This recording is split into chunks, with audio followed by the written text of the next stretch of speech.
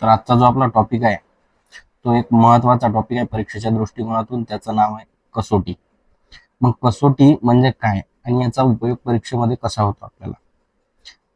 गणित, बेरीज, वजाबाकी, भागाकार, गुणाकार हे सर्व काही आपल्याला येत असतं. परंतु ज्या वेळेला आपण परीक्षेमध्ये बसतो आणि परीक्षेमध्ये आपल्याला टाइम खूप इम्पॉर्टंट असतो. आपल्याला लिमिटेड वेळ दिलेला असतो आणि त्या लिमिटेड वेळामध्ये ते आपल्याला क्वेश्चन जे काही 100 क्वेश्चन असतील ते आपल्याला सॉल्व्ह करायचे असतात. त्यासाठी आपल्याला वेळ खूप कमी पडतो. तर तो का पडतो? कारण की गणित हा त्याच्यामधला खूप महत्त्वाचा टॉपिक आहे. गणितामध्ये आपला जास्तीत जास्त वेळ जातो. गणित करण्यामध्ये आपला जास्तीत जास्त वेळ जातो. तर त्याला काही आपण सोपं करण्यासाठी आपण कसोट्या तयार केलेल्या आहेत.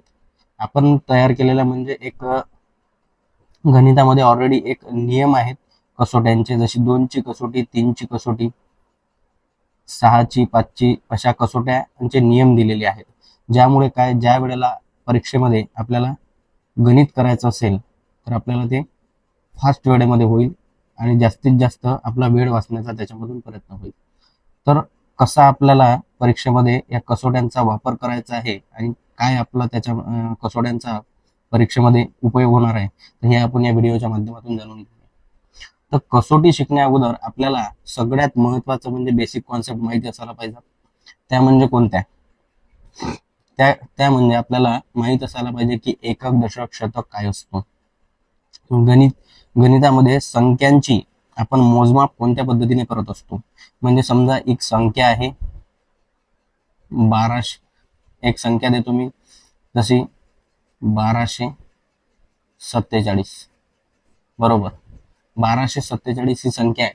तर आपल्याला या संख्येचं एकक, दशक, शतक 1247 या संख्येचं आपल्याला एकक, दशक, शतक असं परिणाम मोजायचा आहे. तर आपण ज्या वेळेला संख्यांचं एकक, दशक, शतक मोजतो तर ते आपण डावीकडून उजवीकडे मोजतो की उजवीकडून डावीकडे मोजतो, हे महत्वाचं आहे. तर याच्यामध्ये आपण ज्या वेळेला संख्या मोजतो लिहितो आपण उजवीकडून डावीकडे, परंतु संख्या मोजत असताना ही संख्या हजारामध्ये आहे, लाखामध्ये आहे की शतकामध्ये आहे, ही जेव्हा आपण मोजतो तर त्यावेळेला आपण मोजताना ही आपण उजवीकडून डावीकडे मोजत असतो. मग बघूया आपण 1247 ही एक संख्या दिलेली आहे. तर याच्यामधलं एकक स्थान कोणतं आहे, दशक स्थान कोणतं आहे, शतक स्थान कोणतं आहे हे आपल्याला मोजायचं आहे. तर बघा आपण काय काय सांगितलं आता की आपण उजवीकडून डावीकडे संख्या मोजत असतो. मग ही जी संख्या आहे ही एकक स्थानची संख्या आहे. त्याच्यानंतर ही जी संख्या आहे ही दशक स्थानची संख्या आहे. ही जी संख्या आहे ही शतक स्थानची संख्या आहे आणि ही जी संख्या आहे ही 1000 स्थानची संख्या आहे. 1000, एकक, दशक, शतक, हजार, 10,000 अशा पद्धतीने. मग आपण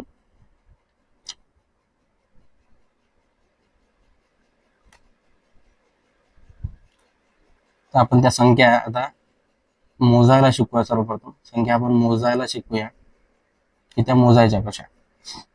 तर सगळ्यात पहिल्यांदा एकक येतो. एकक म्हणजे सिंगल संख्या. त्यानंतर जी येते त्यानंतर येते दशक. दशक म्हणजे 10. एकक म्हणजे काय, एकक म्हणजे 1, बरोबर. दशक म्हणजे काय, आता दशक म्हणजे 10. त्यानंतर जी येते त्यानंतर येते शतक. त्यानंतर काय येते, शतक. शतक म्हणजे काय, 100. त्यानंतर येणारं मोजमाप आहे ते म्हणजे एकक, दशक, शतक, हजार. हजारामध्ये 3 शून्य असतात, बरोबर. हजारामध्ये 3 शून्य असतात. त्यानंतर जे मोजमाप आहे ते येते 10,000. 10,000. 10,000मध्ये 4 शून्य येतात. त्यानंतर पुन्हा एकक, दशक, शतक, हजार, 10,000. 10,000 नंतर काय येते, लक्ष येते. लक्ष खाली घेऊया आपण. लक्ष मध्ये किती, मग इथं 4 शून्य आहे. प्रत्येक स्टेपला 1 शून्य काय आहे इथं ऑब्झर्व केलं पाहिजे आपण की प्रत्येक स्टेपला 1 शून्य काय होत आहे, प्लस होत आहे.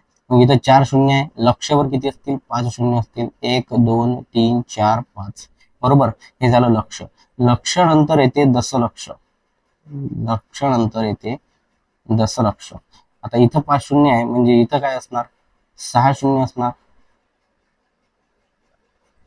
दशलक्ष, दशलक्ष नंतर येते एकक, दशक, शतक, हजार, 10,000, लक्ष, दशलक्ष, कोटी. कोटीवर किती शून्य येतील, 7 शून्य. आणि 10 कोटीवर किती येतील, मग 10 कोटीवर येतात 8 शून्य. 10 कोटीवर येतात 8 शून्य. बरोबर. तर अशा पद्धतीनं हे आपण संख्या मोजत असतो. ह्या काय आपण अशा पद्धतीने आपण संख्या मोजत असतो.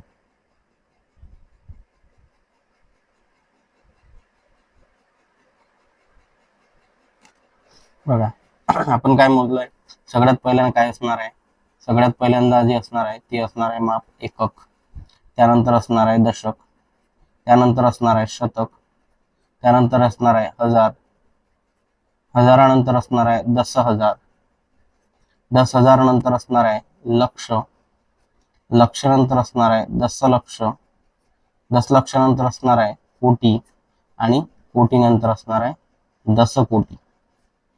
ह्या आपल्याला संख्यांचं मोजमाप करता यायला पाहिजे. समजा मग एक संख्या दिलेली आहे इथं 1 2 3 4 5. आता ही संख्या आपल्याला माहित असायला पाहिजे की ही किती आहे, याला आपण किती म्हणायचं आहे, ही 10 आहे, 100 आहे, 1000 आहे, 10,000 आहे की 1 लाख आहे. हे आपल्याला माहित करायचं असेल तर आपण काय करणार आहे, या संख्यांच्या मागचे शून्य मोजणार आहे.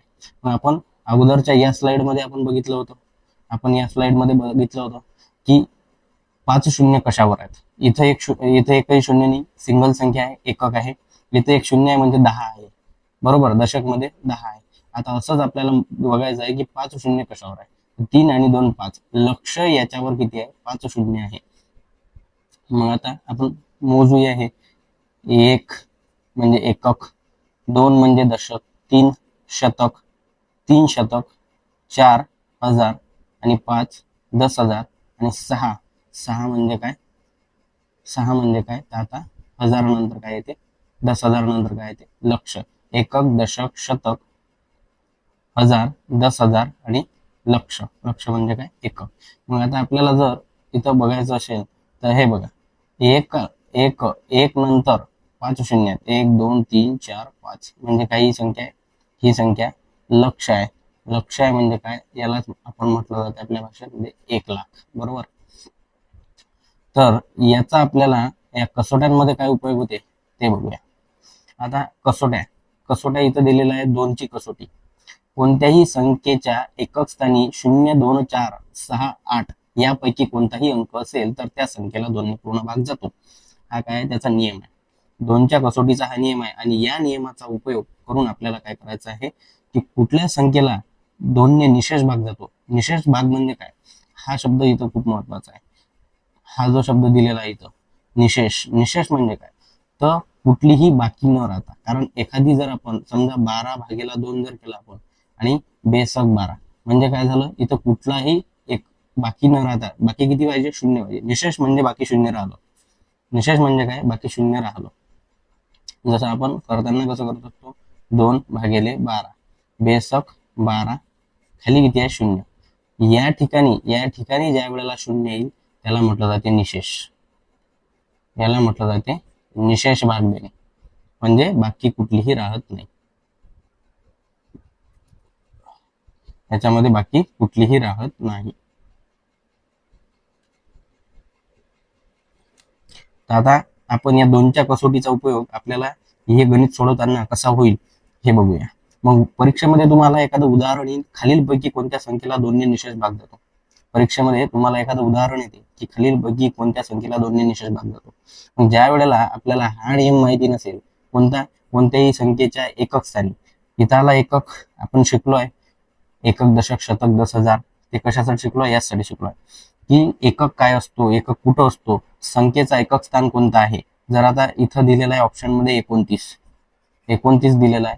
मग या संख्येचं एकक स्थान कोणतं आहे आणि या संख्येचं दशक स्थान कोणतं आहे. या संख्येचं हे काय आहे, एकक स्थान आहे, आणि हे काय आहे, दशक स्थान आहे. दशक स्थान आहे. बरोबर. हे माहित करण्यासाठी आपण ते एकक, दशक, शतक शिकलो होतो, ज्याचा उपयोग आपल्याला या कसोटी शिकताना होईल. मग 2ची कसोटी काय सांगते की 0, 2, 4, 6, 8 यापैकी कोणताही एक अंक असेल त्या संख्येला 2ने पूर्ण भाग देतो. पण हे अंक कुठे पाहिजेत? ज्या संख्येला आपल्याला भागायचं आहे त्या संख्येच्या एकक स्थानी, म्हणजे सगळ्यात शेवटी जो पहिला अंक असेल शेवटून त्या ठिकाणी काय असायला पाहिजे? 0, 2, 4, 6, 8 यापैकी कोणताही अंक जर असेल तर त्या संख्येला 2ने निशेष भाग जातो, असं या नियमाचं म्हणणं आहे 2च्या कसोटीचं. मग ज्या वेळेला आपल्याला परीक्षेमध्ये हा उदाहरण येईल की खालीलपैकी कोणत्या संख्येला 2ने निशेष भाग जातो आणि त्याचे आपल्याला 4 ऑप्शन दिलेले असतील 29, 27, 30 आणि 97. मग यापैकी आपल्याला शोधायचं आहे की कोणत्या संख्येला 2ने निशेष भाग जातो. आणि ज्या वेळेला आपल्याला माहितीच नसेल 2ची कसोटी काय आणि त्याचा नियम काय, त्यावेळेला आपण परीक्षेमध्ये काय करणार आहे? 29/2, 27/2, 30/2 आणि 97/2 या चारही ऑप्शनला काय करणार आहे? आपण टॅली करून बघणार आहे की कुठल्या संख्येला 2ने निशेष भाग जातो. आणि यामुळे काय होणार आहे? आपल्याला टाइम लॉस होणार आहे. आपला काय होणार आहे? टाइम लॉस होणार आहे. आणि हा टाइम लॉस झाला नाही पाहिजे, परीक्षेमध्ये आपला टाइम वाचला पाहिजे, त्याच्यासाठी आपल्याला काय 2ची कसोटी शिकणं खूप महत्वाचं आहे. मग ज्या वेळेला आपल्याला 2ची कसोटी माहीत असेल त्यावेळेला आपण काय करणार आहे? आपल्याला माहित आहे की 0, 2, 4, 6, 8 यापैकी कुठलाही अंक हा त्या संख्येच्या एकक स्थानी असेल त्या संख्येला 2ने निशेष भाग जाणार आहे. मग बघूया आपण ऑप्शन टॅली करून बघूया. 29 या ऑप्शनच्या एकक स्थानी, 29 या ऑप्शनचा एकक स्थान कोणता आहे? मग हा एकक स्थान आहे. इथं 0, 2, 4, 6, 8 यापैकी कुठलाही अंक दिसतो का? दिसत नाही, म्हणजे हे काय? हे आपलं उत्तर नसणार आहे. त्यानंतर दुसरा ऑप्शन आहे याच्यामध्ये 27 या ठिकाणचा एकक स्थानचा अंक आहे 7. या ठिकाणी आपल्याला यापैकी कुठलाही अंक दिसतो का? यातला कुठलाही अंक या ठिकाणी दिसत नाही, म्हणजे हे सुद्धा काय आपलं ऑप्शन नसणार आहे, हे सुद्धा आपला उत्तर नाही आहे. मग त्यानंतर 30 हा पर्याय आहे आणि 97 हा पर्याय उरलेला आहे. मग 97 मध्ये सुद्धा 7 आहे आणि तो सुद्धा या 5 अंकामध्ये बसत नाही. मग इथं 30 अंक बाकी उरलेला आहे, 30 हे ऑप्शन बाकी उरलेलं आहे. आणि 30 याच्या शेवटी एकक स्थानी काय दिलेलं आहे? एकक स्थानी दिलेलं आहे 0. एकक स्थानी 0 दिलेला आहे, म्हणजे आपल्या नियमामध्ये सांगितलं आहे की कोणत्याही संख्येच्या एकक स्थानी जर 0, 2, 4, 6 यापैकी अंक असेल तर त्या संख्येला 2ने निशेष भाग जातो. या ठिकाणी 0 हा अंक दिलेला आहे, म्हणजे या संख्येला काय 2ने निशेष भाग जातो. बघूया आपण उत्तर बरोबर येते का? 30/2, 2 15 30, 2 15 30 काय झाला? पूर्ण निशेष भाग गेला. खाली किती उरलं? 0 उरलं. यालाच म्हटलं जाते निशेष भाग जाणे, यालाच म्हटलं जाते निशेष भाग जाणे. आणि ज्या वेळेला आपल्याला हा नियम माहिती नसेल त्यावेळेला आपण काय करणार आहे? या पर्यायाच्या थ्रू उत्तर आपल्याला नक्कीच काढता येणार. एकदम सोपी प्रश्न आहे, उत्तर आपल्याला नक्कीच काढता येईल. परंतु महत्वाचा आहे इथं टाइम. तुमचा टाइम परीक्षेमध्ये कसा वाचेल तर तो या नियमानं वाचणार आहे, बरोबर? तर याचं राईट आन्सर काय आपलं? 30. याचं राईट आन्सर आहे आपलं 30. तसंच परीक्षेमध्ये आणखीन 3च्या कसोटीवर सुद्धा काही प्रश्न येतात. संख्येतील अंकाच्या बेरजेला 3ने पूर्ण भाग गेला तर त्या संख्येला 3ने पूर्ण भाग जातो, असं याचं म्हणणं आहे. 3च्या कसोटीच्या नियमाचं काय म्हणणं आहे? मग 3च्या कसोटीचा नियम काय सांगतो की संख्येतील अंकाच्या बेरजेला जर 3ने पूर्ण भाग गेला तर त्या संख्येला सुद्धा 3ने पूर्ण भाग जातो. मग आता संख्येतील अंकाची बेरीज, आता ही संख्या इथं ऑप्शन नंबर 1 याच्यामध्ये संख्या आहे 1270, याच्यामध्ये संख्या आहे 1270 आणि याच्यातील अंकांची बेरीज. मग प्रत्येक अंक कोणता आहे? हा 1 हा अंक आहे, 2, 7 आणि 0 हे काय आहेत? 4 अंक आहेत, बरोबर? मग यांची आपल्याला बेरीज करायची आहे 1 + 2 + 7 + 0 आणि यांच्या अंकांची जी ही बेरीज होणार आहे या बेरजेला या 3ने पूर्ण भाग गेला पाहिजे. मग यांची बेरीज किती होते? 1 + 2 3, 3 आणि 7 10, 10 + 0 10, बरोबर? तर मग याचं उत्तर आलं 10, बरोबर? आणि याला आपला 3 पूर्ण भाग जाते काय? 3 त्रिक 9, बाकी उरतो 1, बाकी 1 उरतो. त्याच्यामुळे हे काय असणार आहे आपलं? हे सुद्धा ऑप्शन नसणार आहे. इथं सुद्धा आपण तेच करणार आहे. ज्या वेळेला आपल्याला आता इथं 4 अंकी संख्या आहेत, सर्वच्या सर्व काय 4 अंकी संख्या आहे, त्यामुळे इथं काय होणार आहे? त्याच्यापेक्षा जास्त या अगोदरच्या उदाहरणामध्ये आपण 2 अंकी संख्या घेतल्या होत्या आणि त्या 2 अंकी संख्यापेक्षा आता 4 अंकी संख्या इथे आलेल्या आहेत. आणि परीक्षेमध्ये ज्या वेळेला आपल्याला हे 4 अंकी संख्या येतील आणि 3ने कोणत्या संख्येला निशेष भाग जात नाही, इथं काय निशेष भाग जात नाही हे बघायचं आहे, तर आपण काय करणार आहे? या चारही ऑप्शनला काय करणार आहे, भागून बघणार आहे, 3ने भागून बघणार आहे. याच्यामुळे आपला काय होणार आहे, इथं तोच टाइम टाइम काय होणार आहे, वेस्ट जाणार आहे, टाइम वेस्ट जाणार. जर आपल्याला या 3च्या कसोटीचा नियम माहिती असेल तर आपण डायरेक्ट याचं आन्सर काढू शकतो. या 1270ला न भागता आपण 1 2 7 0 यांची बेरीज करून त्या संख्येला जरी भागलं आणि उत्तर जर 0 येत असेल तर त्या संख्येला 3ने सुद्धा निशेष भाग जातो, असं या नियमाचं म्हणणं आहे. मग आपण 1270ला बघितलं, त्याला 3ने निशेष भाग गेला का, नाही गेला, म्हणजे हे आपलं उत्तर नाही आहे. मग आहे याच्यामध्ये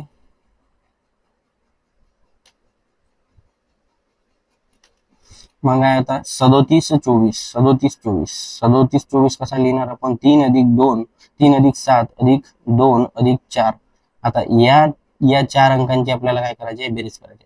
मग 3 अधिक 7 किती झाले, 10 10 अधिक 2 किती झाले, 12 12 आणि 4 12 आणि 4 किती झाले, 16. या संख्येला 3ने पूर्ण भाग जातो का, हे बघू. 3 5 15 बाकी उरतो 1, बरोबर. 3 5 15 आपल्याला किती पाहिजे, 16, मग बाकी उरतोय. म्हणजे हा सुद्धा 37 24 हा आपला पर्याय नसणार आहे, पर्यायी उत्तर नसणार आहे. त्याच्यामुळे आपण नेक्स्ट ऑप्शन कडे जाऊ. 36 36 93 36 93 आपण कसा लिहिणार आहे, डायरेक्ट आता प्लस 3 अधिक 6 अधिक 9 अधिक 3 असा लिहिणार आहे. मग 3 आणि 6 9 9 आणि 9 किती, 18 18 आणि 3 किती, 21. इथं आपल्याला 3 नंबर या ऑप्शनचे बेरीज भेटली 21 आणि याला आपण 3ने भागून बघणार आहे. 3 7 21. बाकी काही उरतो काय, नाही, बाकी 0 उरला, म्हणजे काय केला, निशेष भाग झाला. म्हणजे याच्यावरून आपल्याला कळणार आहे की ज्या वेळेला या संख्येतील अंकांच्या बेरजेला 3ने निशेष भाग गेला, म्हणजे या 36 93 ला सुद्धा काय होतो, निशेष भाग जाणार आहे. या 36 93 ला सुद्धा 3ने निशेष भाग जाणार आहे. याच्या अगोदर आपण पुन्हा 53 75 या ऑप्शनला सुद्धा टॅली करून बघू. 53 75 5 अधिक 3 8 8 अधिक 7 15 15 आणि 5 20. याला जर 3ला भागलं तर 3 7 18 आणि बाकी उरतात 2. म्हणजे हे सुद्धा काय असणार आहे, आपलं ऑप्शन असणार आहे. त्याच्यामुळे या पर्यायांपैकी आपलं 3 नंबरचं ऑप्शन काय आहे, 36 93 हे बरोबर आहे. मग 36 93 ला आपण हा नियम खरा ठरतो काय, याचं टॅली करून बघूया. परीक्षेमध्ये तुम्हाला टॅली करून बघायची गरज नाही, तिथे तुम्ही डायरेक्ट मारायचं. परंतु हे आपण आता शिकत आहे, त्याच्यामुळे आपण इथं काय करत आहे, याला टॅली करून बघणार आहे. मग 3 1 3 3 1 3 0 उरला, पुन्हा 6 आला, 3 2 6 0 उरला, 9 आला, 3 3 9 0 उरला, 3 आला, 3 1 3 0 उरला, 0 उरला, म्हणजे काय, निशेष भाग गेला. म्हणजे आपले 3च्या कसोटीचा नियम काय सांगतो मग, की संख्येतील अंकांच्या बेरजेला 3ने जर निशेष भाग जात असेल तर त्या पूर्णच्या पूर्ण संख्येला सुद्धा काय होतो, 3ने निशेष भाग जातो, असं आपल्या नियमाचं काय सांगणं आहे. समजलो. 36 93 संख्या लिहिताना आपण अशी लिहायची. आता ज्या वेळेला आपल्याला टॅली करायचं आहे त्यावेळेला 3 अधिक 6 अधिक 9 अधिक 3 असं लिहायचं.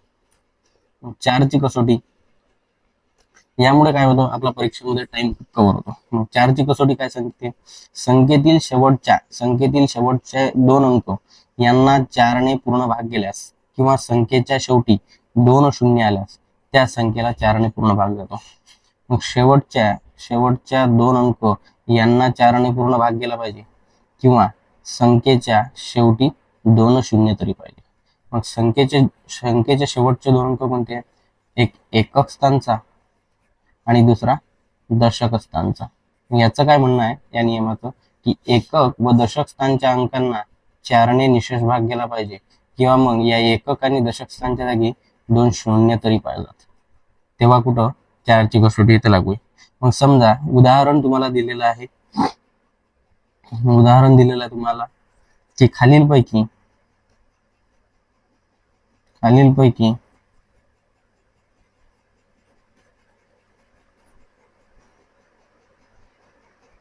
कोणत्या संख्येला 4ने निशेष भाग जातो आणि ऑप्शन मध्ये तुम्हाला इथं दिलं असेल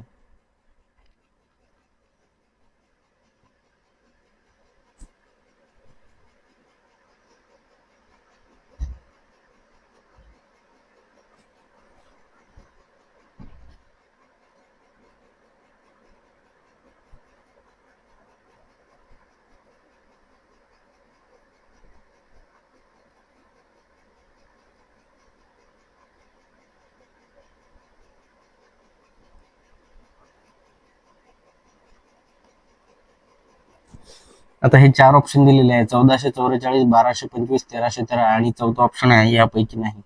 मग आपल्याला 4च्या कसोटीचा नियम काय सांगते, शेवटचे दोन अंक म्हणजे कोणते, एकक स्थानचा आणि दशक स्थानचा अंक. या 2 अंकांना 4ने पूर्ण भाग केला पाहिजे किंवा त्या 2 अंकांच्या जागी 2 शून्य तरी पाहिजे. मग आता इथं 2 शून्यवाला कुठं नियम लागतो का, 2 शून्य तर कुठं दिसत नाही आहे, बरोबर. तर आता आपल्याला बघायचं आहे की 4ने एकक व दशक स्थानच्या अंकाला 4ने पूर्ण भाग केला पाहिजे. मग आता हा एकक आणि दशक स्थानचे अंक हे जोडी आहे, या जोडीला 4ने भाग जातो का, 4 त्रिक 12, एक बाकी उरतो, पूर्ण भाग जातो का, जात नाही. म्हणजे हे ऑप्शन 3 नंबरचं इथं आपलं कटलं. त्यानंतर 2 नंबरचा पर्याय आहे 25. हे 2 नंबरचा पर्याय 25, एकक आणि दशक स्थानची संख्या, एकक आणि दशक स्थानची संख्या आपण काय केली, वेगळी केली आणि याला 4ने पूर्ण भाग देऊन बघितला तर आपल्याला 4 सक 24 म्हणजे बाकी एक उरतो. म्हणजे हा सुद्धा काय आहे आपला, हा सुद्धा पर्याय आपला चुकीचा आहे. मग आता इथं 44 आहे, एकक आणि दशक, हा एकक आणि हा दशक या 2 अंकांना आपण काय केलं, बाजूने काढलं आणि यांना सुद्धा आपण 4ने भाग देऊन बघितला. 4 एक 4, 4 एक 4 म्हणजे 4 11 44, बाकी उरला 0. म्हणजे 4ने या संख्येला निशेष भाग केला. म्हणजेच काय, 1444 या पूर्ण संख्येला सुद्धा या 4ने निशेष भाग जातो, असं या कसोटीचं म्हणणं आहे. म्हणजे आपलं बरोबर उत्तर कोणतं आहे, यापैकी नाही हे सुद्धा चुकीचं आहे. म्हणजे ही संख्या इथं बरोबर आहे, 1444. त्याचप्रमाणे 5च्या कसोटीचा नियम काय सांगतो, संख्येच्या एकक स्थानी 0 किंवा 5 हा अंक असेल तर त्या संख्येला 5ने पूर्ण भाग जातो. संख्येच्या एकक स्थानी 0 किंवा 5 हा अंक जर असेल तर त्या संख्येला, एकक स्थानी, तर त्या संख्येला 5ने पूर्ण भाग जातो. मग आता तेच उदाहरणामध्ये तुम्हाला दिलेलं असेल, खालीलपैकी कोणत्या संख्येला 5ने निशेष भाग जात नाही. मग आता इथं 3333 पहिलं ऑप्शन, दुसरं ऑप्शन 4450, तिसरं ऑप्शन 4332, चौथं ऑप्शन यापैकी नाही, यापैकी नाही. मग आपल्या 5च्या कसोटीचा नियम काय सांगतो, जर तुम्हाला परीक्षेमध्ये पुन्हा हाच प्रश्न आला तर आपण काय करणार आहे, प्रत्येक संख्येला आपण 5ने भागणार आहे. असं न करता हा जर आपल्याला या 5च्या कसोटीचा नियम माहिती असेल तर आपण काय करणार, फक्त एकक स्थानचा अंक कोणता आहे हे बघणार. एकक स्थानचा अंक कोणता आहे, 3 आहे, ऑप्शन नाही, 3 अंक आहे. 5ची कसोटी काय सांगते आपली, 0 किंवा 5 पाहिजे.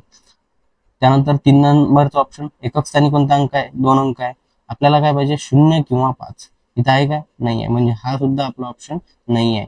मग 2 नंबरचा ऑप्शन 0 किंवा 5 काय आहे, 0 किंवा 5, तर यातला 0 आपला इथं आहे. म्हणजे आपलं 4450 हे काय असणार आहे, उत्तर असणार आहे 4450. म्हणजे विदिन अ सेकंद आपण या कसोटीच्या नियमांवरून आपण काय काढू शकतो, पर्यायामधून एक योग्य उत्तर काढू शकतो.